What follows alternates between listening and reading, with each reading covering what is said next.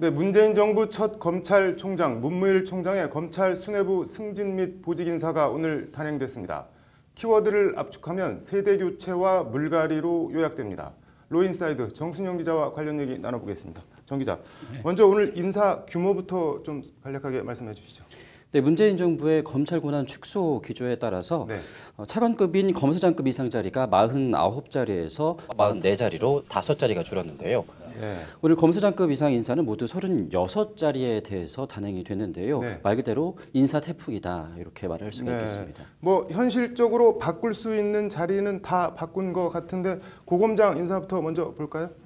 네, 이런저런 이유들로 이미 다 나가고 공석 상태였던 네. 고검장급 자리 5곳에는 문 총장의 연수원 기수 한두 기수 아래인 19기, 20기가 모두 승진 발령이 났습니다. 아, 5자리가 모두 승진으로 발령이 난 건가요? 네, 그렇습니다.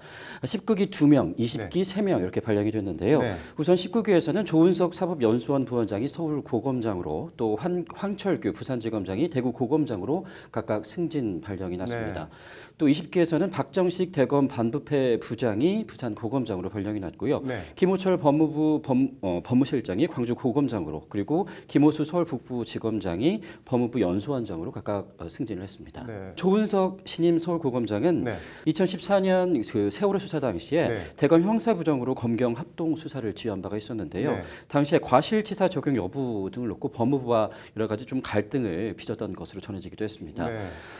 이후에 수사 일선에서 좀 비껴나가서 초임 검사장급이 배치되는 자리이기도 한 사법연수원 부원장으로 발령이 났는데 네. 연수원 동기인 당시 우병우 민정수석과 대립각을 세우다가 밀려난 것이 아니냐 이런 말들이 네. 검찰 내에서 조금 퍼져 있었던 상황입니다. 그렇군요. 이번에 어쨌든 서울 고검장으로 부활을 한 건데 뭐 검찰의 꽃으로 불리는 검사장 인사도 좀 볼까요? 네, 이번 인사에서 네. 총 12명이 차관급 대우로 검찰의 꽃이라고 불리는 네. 검사장으로 승진을 했습니다. 네. 이동열 서울중앙지검 3차장 등 22기에서 3명, 그리고 이정회 서울중앙지검 2차장 등 23기에서 9명이 각각 검사장으로 승진을 했습니다. 네.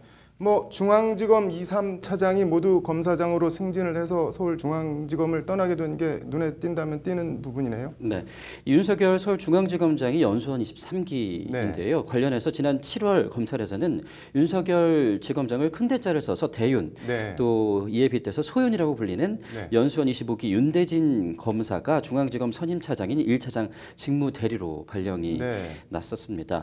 이 지검의 동기와 선배가 그리고 선임 1차장보다 2, 3기수 정도 선배들이 2차장과 3차장으로 있는 어떻게 보면 검찰 관행에 좀 맞지 않는 그런 네. 모습들이 좀 펼쳐졌다라고도 볼 수가 있을 텐데요. 네.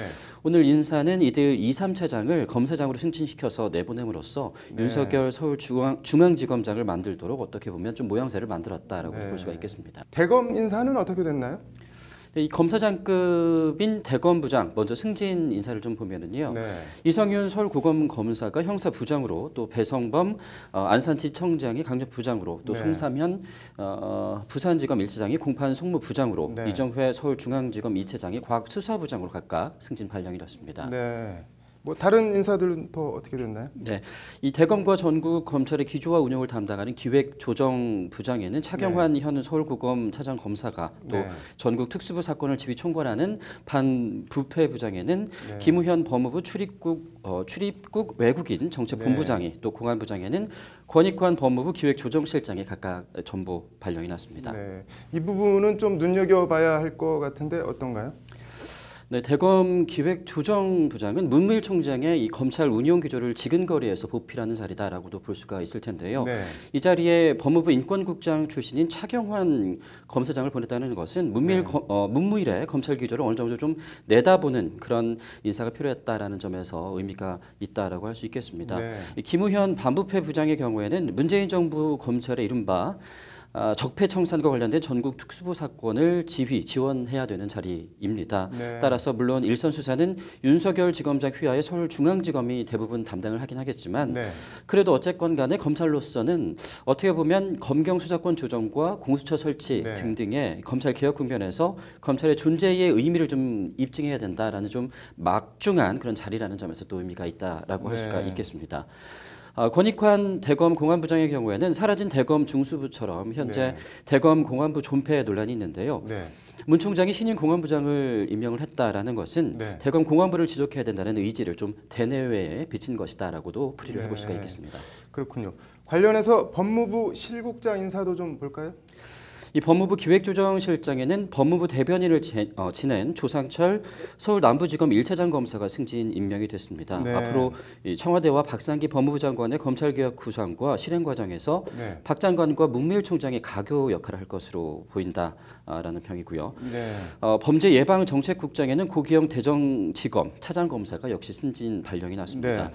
통상 검찰 출신이 맡아오던 이 법무부 법무실장과 출입국 외국인 정책본부장 등에 대한 인사는 오늘 발표가 따로 나지는 않았습니다. 네.